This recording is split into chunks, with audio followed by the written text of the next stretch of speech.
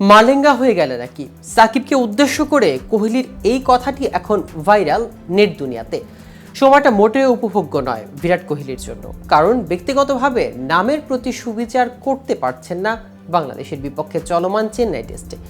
দুই ইনিংসে আউট হয়েছেন বড় ইনিংস করার আগে। দুই ইনিংসে কোহলি যথাক্রমে 6 ও 17 রানে আউট হয়ে যান। এরই মাঝে মজার এক কাণ্ড ঘটিয়ে খবরের শিরোনাম হয়েছেন সাবেক ভারতীয় অধিনায়ক। বাংলাদেশি তারকা সাকিব আল হাসানকে খোঁচা দিয়ে বলেছেন মালেঙ্গা। কিন্তু সাকিবকে কেন এভাবে খোঁচা দিয়েছেন কোহলি? আসলে কি ঘটেছিল তখন? এই নিয়ে বিস্তারিত থাকছে আজকের প্রতিবেদনের বাকি অংশে। কেটিভি ক্রিকেট চ্যানেল থেকে আপনাদের সাথে আছি আমি মাহমুদুর রহমান। মাঠে বিরাট কোহলির উপস্থিতি সবসময় দলকে চাঙ্গা রাখে। রিভার্স পান্তের মতো তিনিও কিছু না কিছু বলে কখনো সতীর্থদের কিংবা কখনো মাতিয়ে রাখেন প্রতিপক্ষ ক্রিকেটারদের। অবশ্য ব্যাটিংয়ের সময় তাকে খুব বেশি কথা বলতে দেখা যায় না, হয়তো মনোযোগ হারাতে চান না ওই সময়, সেটাই হতে পারে। তবে বাংলাদেশের বিপক্ষে ম্যাচ চলাকালে কৌতুক করলেন সাকিবের সঙ্গে।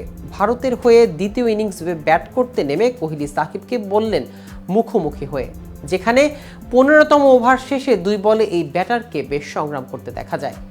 শেষ দুটি ডেলিভারি ফুল লেংথ করেন সাকিব। বিপরীতে শট খেলার জন্য কিছুটা জায়গা তৈরি করলেও ব্যর্থ হন কোহলি। স্ট্রেট ব্যাটে খেলতে না চাইলেও বল দুটি যায় সাকিবের বরাবর। এর ভেতরে প্রথমটি বাম্প ক্যাচও যায়। হঠাৎ দেখে মনে হয়েছিল সাকিব ক্যাচ ধরেছে কিনা। এরপর দ্বিতীয় ডেলিভারিও কার্যত একই, সেটিও সাকিবের হাতেই যায়। পরে 15তম ওভার শেষে সেই 2 ইয়র্ক নিয়ে মজা করেন কোহলি।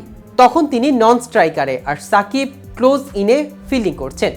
হঠাৎই সাকিবের উদ্দেশ্যে মজার ছলে কোহলি বলেন, কি মালেঙ্গা হয়ে গেলে নাকি? একের পর এক ইয়র্কার দিচ্ছিলে। সাকিব প্রথমে বুঝতে পারেনি, বোঝার পরই হাসতে থাকেন। পরে অবশ্য বেশিক্ষণ ক্রিজে টিকতে পারেনি এই ভারতীয় তারকা। মেহেদী হাসান মিরাজের বলে এলবিডব্লিউ হয়ে আউট হন 17 রান করে। তবে সেটি আদলে আউট ছিল কিনা?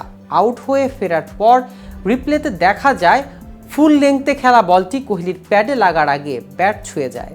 কিন্তু রিভিউ না দেওয়ায় প্যাভিলিয়নে ফিরে হয়তো আক্ষেপে পড়ছেন ওই অভিজ্ঞ ব্যাটার, যা দেখে স্বাগতিক অধিনায়ক রোহিত শর্মাকেও আফসোস করতে দেখা যায়। প্রসঙ্গত, টেস্ট ক্রিকেটে সাময়িক বিরতির পর প্রত্যাবর্তনটা খুব ভালো হয়নি কোহলির।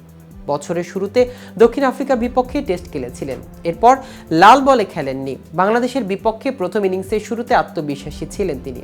দেখে মনে হচ্ছিল চেন্নাইয়ের প্রশিক্ষণ ক্যাম্পে প্রস্তুতিটা ভালোই হয়েছে বিরাটের।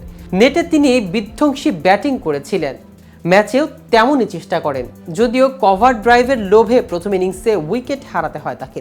এদিকে চেন্নাই টেস্টের দ্বিতীয় দিন শেষে বেশ শক্ত অবস্থানে আছে ভারত। ম্যাচের মাত্র 2 দিন পার হওয়ার পরই হারের শঙ্কায় আছে বাংলাদেশ। প্রথম ইনিংসে টাইগারদের বাজে ব্যাটিং প্রদর্শনী ওই অবস্থার জন্য অনেকটা দায়ী। দায়িত্ব নিয়ে ব্যাটিং করতে পারেননি তেমন কেউই।